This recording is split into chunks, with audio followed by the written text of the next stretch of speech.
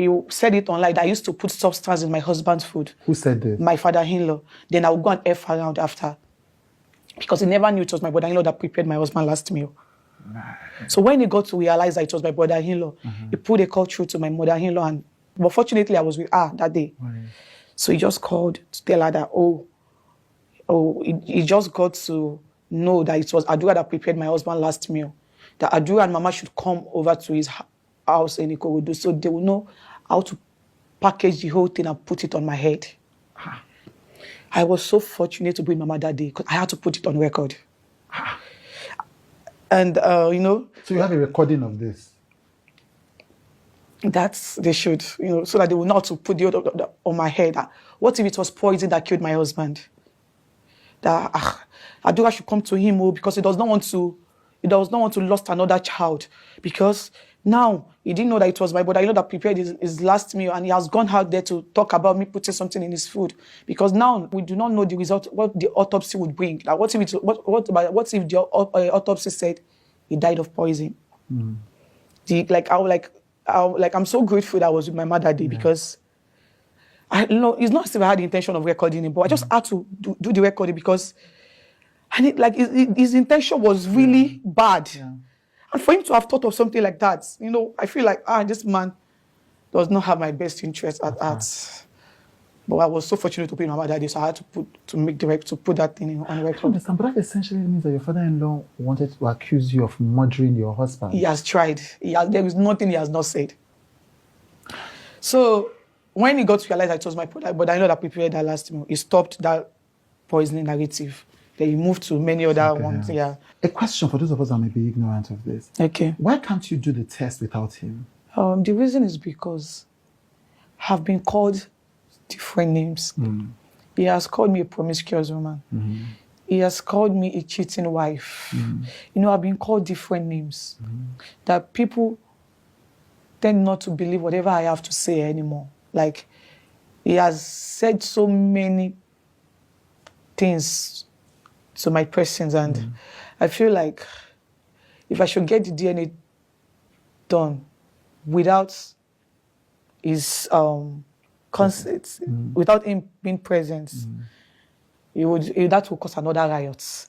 That will cause another problem, because that is what he actually want me to just do one silly mistake, because he knows that I already caught him. I'm about to stop his means of surviving, and he knows that once. So now he just want to frustrate me to do things out of anger. Yeah. So he want to frustrate me to go ahead and do the DNA. So once it is done, then he will start going out there that, the result is fake. And people will believe him because he's been the only one talking. Do you understand? I get that. But do you think even if it's done in a reputable hospital, he will still be able, people will still believe him? Because if according to you, he's trying to frustrate it. I don't think you, do you go online often and often? No, I don't.